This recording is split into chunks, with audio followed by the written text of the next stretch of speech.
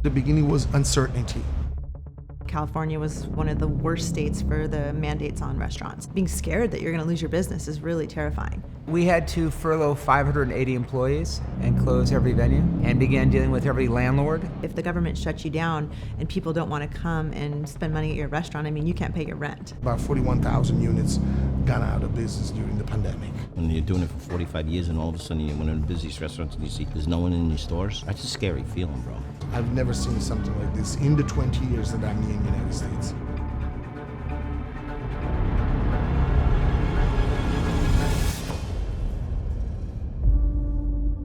Fine dining was the one that suffered the most because fine dining, they didn't know takeout, they didn't do delivery, they relied only on dine-in. And once that was taken away, there was no possibility for them to survive or to stay open. While we thought about going into the go business, it's not what we do. It's not what we're known for. I have yet to see a package that can deliver me French fries to my house as good as I'm going to get them in a restaurant.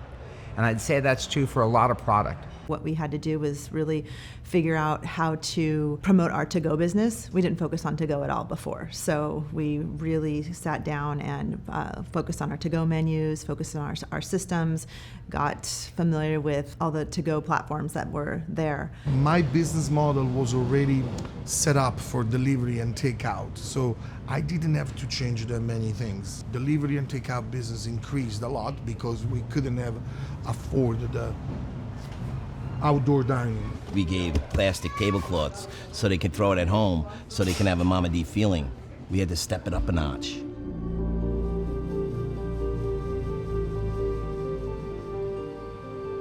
Everything is upside down in this industry right now. Are we going to survive?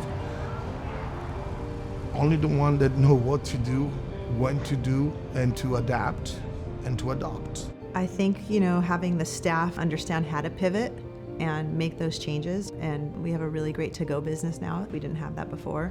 So we had to improvise and be part of it and say, okay, how are we gonna go with the world right now? We gotta follow what the world is going. 3 weeks into this pandemic, I was already up and running with things. I didn't wait for any ordinance or any things. This is what I had in mind, and I did it. I have people with me for 30 years. They know my recipes, they know how to make my bread. And how do you tell an employee for 30 years that you can't work for me right now?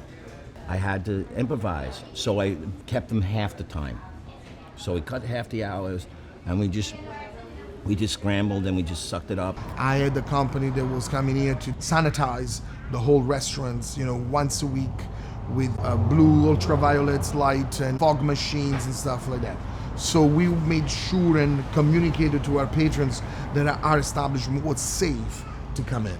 So our pivot was improving each of our venues. So we went in and we had a list in every venue about how do we create outdoor dining, how do we redo or modify our menus, how we're serving, what our costs are, what we're charging for each item, how do we take care of cleaning of items and having people feel secure when we are going to reopen, that they're not going to be infected with COVID. And so we spent time at each venue literally mapping out a plan, waiting for the day that we could reopen.